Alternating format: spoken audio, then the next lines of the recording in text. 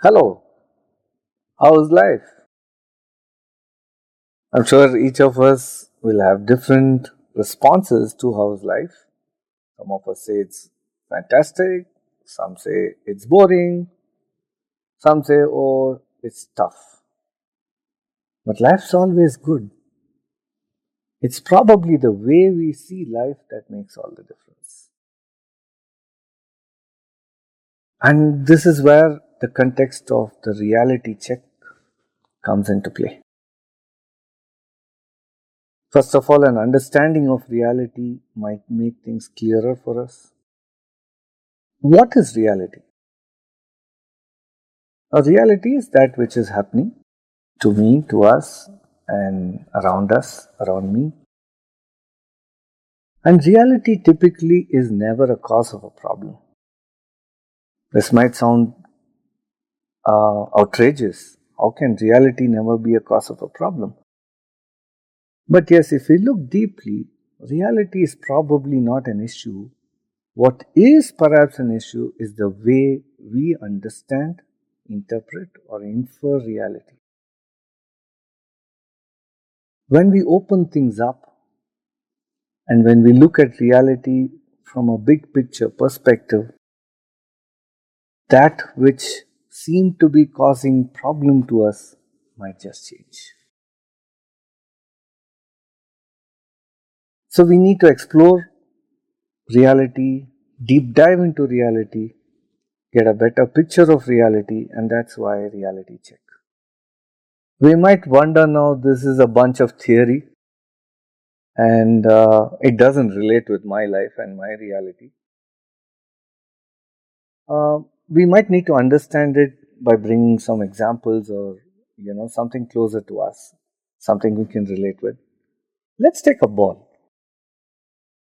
If I take a ball and hold it very close to my eye, what am I going to see?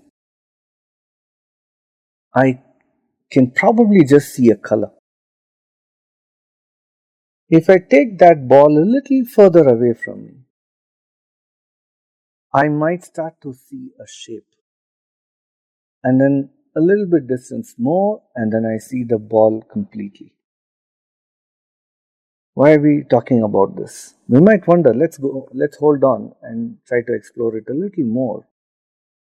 So, what we saw as a color now transformed into an object, which we call as a ball, merely by setting a distance between me and the object and that which I was holding.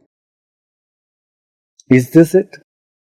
We've just seen a little more than what we thought. But is this all there is? Let's go a little more. Let's turn around that ball. As we start turning, we see more and more of that same object. All along, what I thought was one point, one pixel, is now turning out to be many, many more. As I turn around the hole and I look at possibly the front, back, side, and then I start looking at the top, then I look at the bottom. So there is so much to that one object, initially which I thought was just a color. It has become an object and I start to see the whole of it. Now I get a 360-degree view of that object. Is this it? No, there is still more coming. Now let's say I take a knife and I cut that ball. Now what do I see inside? Now I get a depth. There is so much inside as well. What's inside? Typically in a ball there is space, but there are balls which are made of some material and therefore we might see something hidden inside as well. So really the object which I saw as a color has now transformed into a 360-degree, three-dimensional object, which is so much more than what I initially perceived it to be. Where is it relating to reality? Very close. And indeed, this is life. That which I was seeing in front of me as the reality, and based on which I inferred something, I interpreted something, I built a perspective around it. I suddenly, when I start to open it up, I realize that it is just a small speck of the whole. The whole is so vast and offers so much more than what I thought it did initially, that I now have a reality check. So, reality is not necessarily what I see for the first time in front of me. That is just one speck or one part of the whole. And the effort here for us is to look at the whole.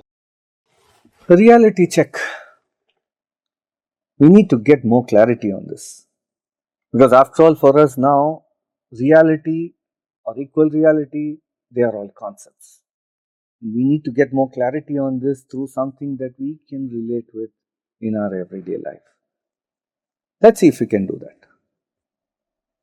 Hopefully, the ball example has given us a little more clarity, on the concept of equal reality. We'll go a step further now to relate with real life examples.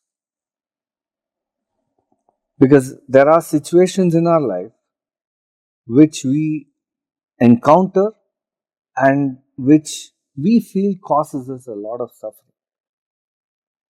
So, what were we talking about? We were saying that reality is probably not the cause of suffering, but the way we interpret that reality. Right? So, let's see the situation.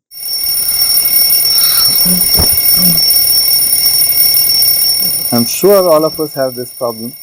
Morning, 5:30, the alarm bell rings. What happens immediately? How many of us are going to rejoice? 5:30 alarm, yay! Unlikely, right? 5:30 alarm immediately triggers a response. And the response is, oh my God, I have to get up again. Oh, it's so, 5:30 has happened so fast. Oh, I'll get up later and I want to lie down again. So the problem has already started in the mind that I reject this getting up, and I think that this 5:30 alarm is a problem for me, a pain for me, a suffering for me. What's the equal reality? What is the possibility here? So what did I say?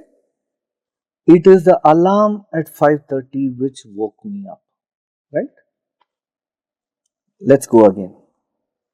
If we think that the alarm is what woke me up, let's try and place the alarm clock. Sorry to use this reference point. Let's place the alarm clock next to a dead body. If it is the alarm clock which woke me up, it should wake up that dead body too, right? So what woke me up? The alarm clock? Think again.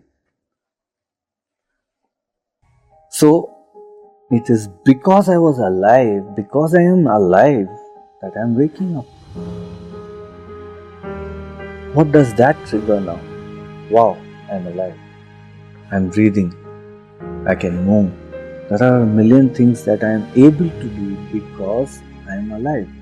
And the alarm clock is actually now allowing me an opportunity to see reality. Right? The same thing which potentially can be viewed as a problem or a suffering can now be seen as an opportunity. This is equal reality. One situation. Right? Let's look at one more, which is again probably happening to many of us. Evening, 8 o'clock, I'm called for dinner. What's my immediate response? Oh, no, I'll come, I don't want to come now. Hey, why am I being called? Yeah, I don't want to go now. I want to have some fun. I want to play my game. I want to watch my TV program, whatever. So the response to this call is one of a fight, a resistance. Let's look at equal reality. What's the equal reality? Once again, reference point is a ball. 1 point, 1 pixel is I'm being called and I don't like to be called, or why am I getting called in the first place? Let's look at equal reality. When does someone call us? When someone cares for us.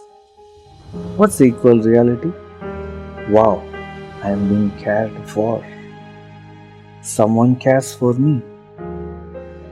So many more. One more equal reality. Let's look at it this way. We can look at it this way. It's again up to us, right? That's why we said at the start, life is good. It's the way we see it. What's the other equal reality opportunity? Thinking? Yeah. The equal reality here is also that I am going to get food to eat, man. Wow. Thank you. It sounds so different now that I got a call at 8, how I was seeing it and how I can see. And I'm sure if you open it up, just like the ball, if we look at 360-degree and 3 dimensions, we might see many more opportunities within that one call at 8 p.m. for you.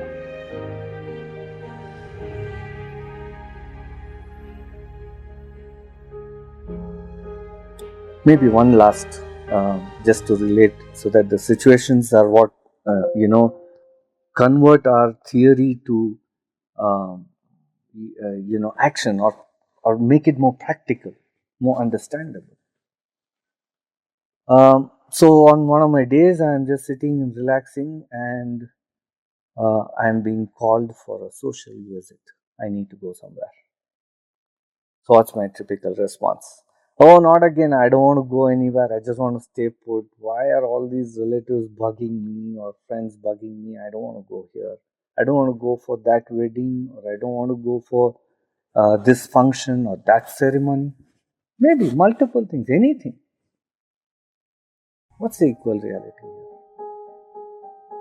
That the social visit is possible only when I have friends, only when I have relatives. Yeah? So suddenly the paradigm is different. And I'm saying to myself, thank you. Wow. I have friends, I have relatives, I have people who love me, who care for me, and who have invited me. And therefore, this social visit.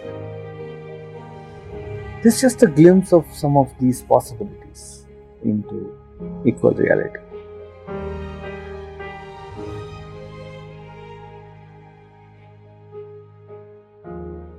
Surely, this is a fascinating journey of trying to look at reality from various angles, various perspectives.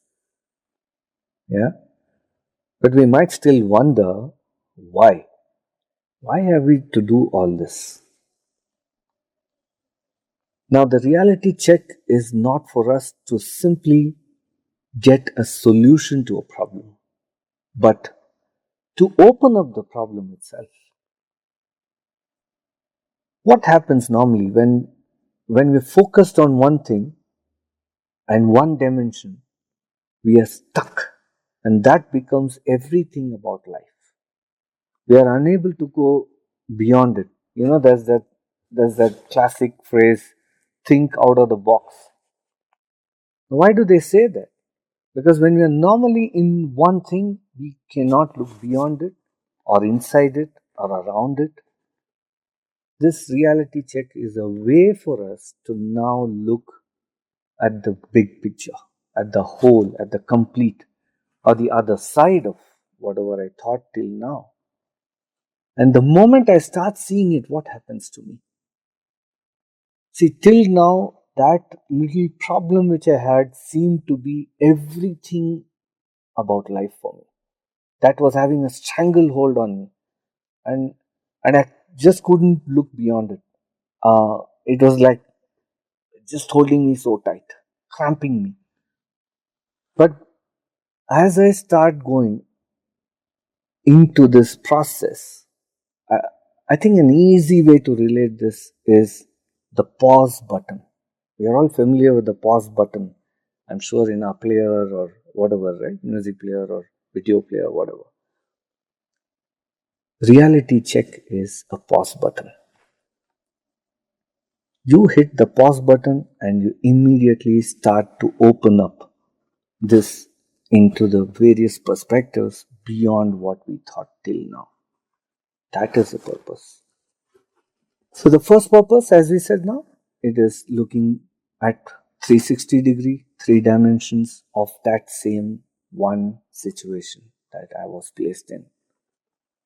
What happens as we start to look at it? As we start to get more and more dimensions of that moment, of that problem or that situation, slowly we are becoming lighter. Slowly the intensity of the suffering or the problem is reducing. As it starts to reduce, we start to become a little more calm. Now, let's just take an exit from this and probably look at a seed. When we want to sow a seed, what do? Do we just take the seed and fling it into the soil? Not at all. We go and actually dig the soil, fill it up with fresh mud and fertilizer, etc., fresh soil and fertilizer, and then sow the seed. Cover it up again gently. Some drops of water. That is how we take up the process of sowing a seed. This is pretty much like that. We are trying to unravel the mystery of that reality. We are opening it up. Once we open it up, and now the receptivity of that seed is so high, just like that, the receptivity of a possible solution to my problem is now higher. In this receptive state, if I get a solution, a method out of my problem, to get over my problem, to overcome it, my receptivity is higher, and therefore I may be able to take it up, implement in my life, and overcome my suffering. So the reality check is for this purpose.